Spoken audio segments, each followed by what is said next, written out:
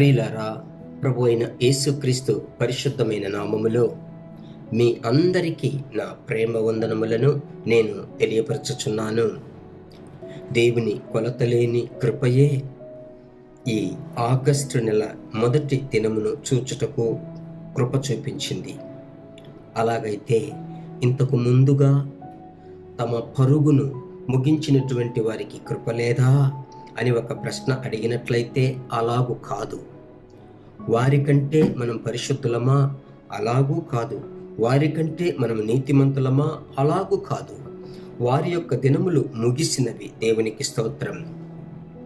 అలాగైతే ప్రతి ఉదయము ఆయన కృప నూతనముగా ఉంది అనే కదా దేవుని వాక్యం సెలవిస్తుంది.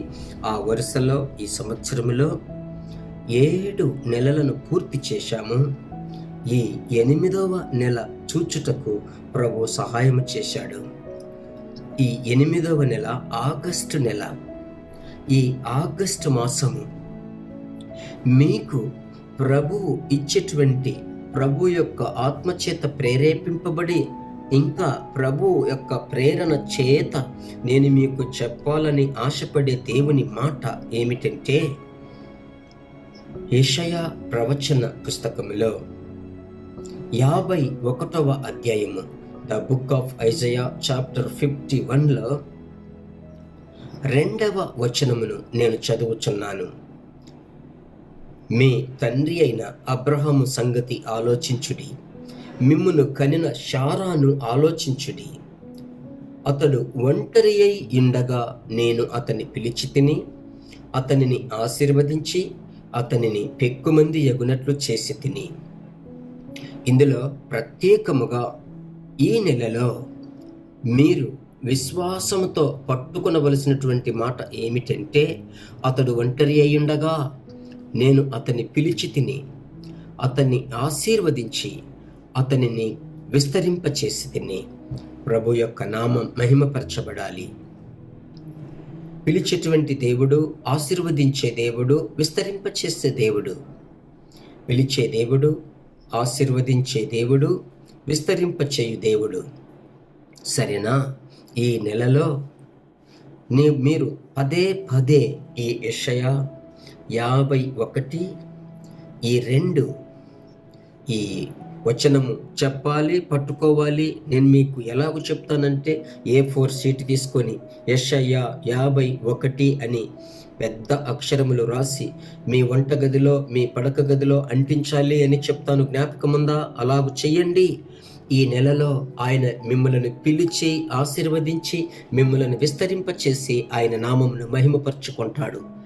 ఈ నెలలో ఎన్నెన్నో అవసరతలున్నాయి కదా. ఈ నెలలో మీరు నెరవేర్చవలసిన కార్యములున్నాయి కదా. ఈ నెలలో దేవుడు మీకు ఉద్దేశించిన కార్యములు ఉన్నాయి కదా. అన్నిటినీ ఆయన పాదముల చెంత ఉంచండి. ఆయనే మిమ్మల్ని నడిపిస్తాడు. సరేనా? ప్రభువుకు తెలియకుండా మీ జీవితంలో ఏదియూ జరగదు. ఆయన మిమ్మల్ని చూసుకుంటాడు. ఇంత మట్టుకు నడిపించిన వాడు ఇక మీదట నడిపిస్తాడు. నా విమోచకుడు సజీవుడు. స్తోత్రం. ప్రార్థించుదామా? మంచి దేవా, ఈ నెల మొదటి దినమందు ప్రభు యొక్క దాసుడనైన నేను నా ప్రియ ప్రభు బిడ్డలను అనుదినము పరిశుద్ధాత్మునితో ఈ సందేశం ఎప్పుడెప్పుడు వస్తుంది అని కనిపెట్టుకుని ఉన్న బిడ్డలను బట్టి స్తోత్రం. ఈ సందేశం విని అనేకులకు షేర్ చేసే బిడ్డల కొరకై స్తోత్రం.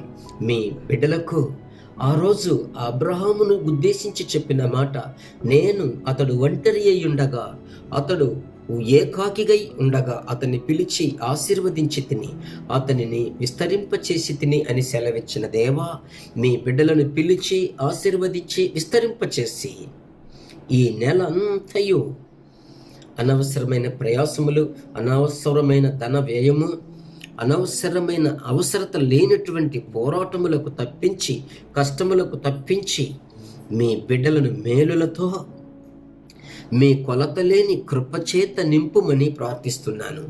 ఈ ప్రార్థనను ఆలకించి నాతో పాటు ఏకీభవించి ప్రార్థిస్తున్నారో వారినందరినీ కొలత లేకుండా ఆశీర్వదించండి. మీకే మహిమ కలుగును గాక. మీ నామం మాత్రం మహిమపరచబడాలి. యేసు నామములో ప్రార్థిస్తున్నాను తండ్రి. ఆమెన్. ఇంకను ప్రభు నడిపిస్తాడు.